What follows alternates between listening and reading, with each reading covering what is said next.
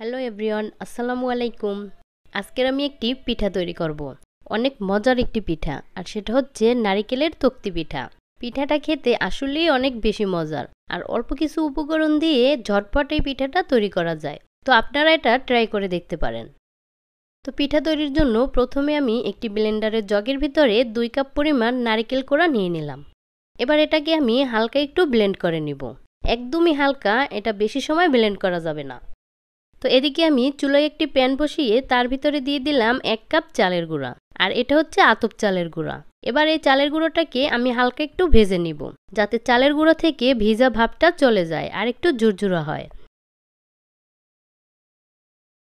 আর কিছু সময় ভাজার পরে দেখুন চালের গুঁড়োগুলো এরকম ঝুরঝুরা হয়ে গেছে। তো এবার আমি এগুলো নামিয়ে নিলাম।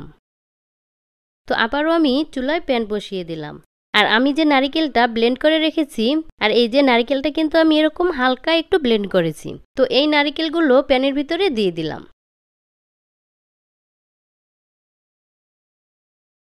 তারপরে এর ভিতরে দিলাম আমি 1 কাপ চিনি, আর দিলাম 1 চিমটির মতো লবণ। এবার এই নারিকেল আর চিনি এরকম কিছু সময় নাড়তে হবে।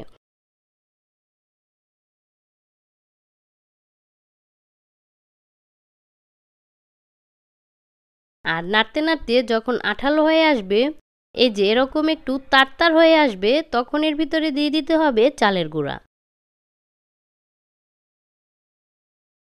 তো আমি এখানে যে চালের গুঁড়োটা ভেজে রেখেছিলাম সেখান থেকে 1.25 কাপ পরিমাণ চালের গুঁড়ো দিয়ে দিলাম। আর চালের গুঁড়োটা ভাজার পরে কিন্তু অবশ্যই চেলে নিতে হবে, তা না হলে ভিতরে দানা দানা থেকে যাবে। তো চালের গুঁড়োটা দেওয়ার পরে এটাকে 2 মিনিটের মতো নেড়েচেড়ে সুন্দরভাবে মিশিয়ে দিতে হবে।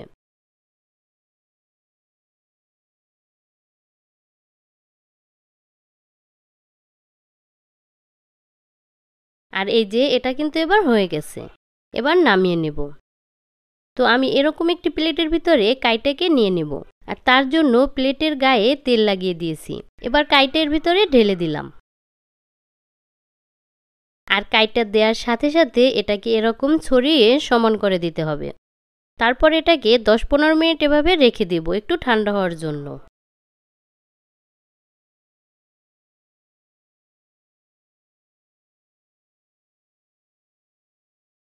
আর এই যে দেখুন 10-15 মিনিট পরে এটা মোটামুটি ঠান্ডা হয়ে গেছে, আর বেশ অনেকটা শক্তও হয়ে গেছে।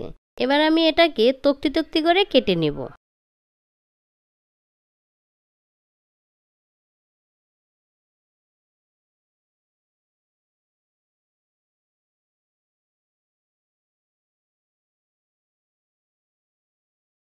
আর এই যে এটাকে আমি সুন্দরভাবে কেটে নিলাম।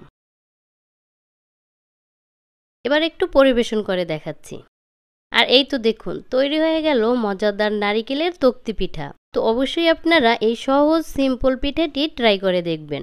আশা করি আপনাদের অনেক ভালো লাগবে। তো আজকের আমার ভিডিওটি যদি আপনাদের ভালো লেগে থাকে তাহলে অবশ্যই আমার চ্যানেলটিকে সাবস্ক্রাইব করে রাখবেন।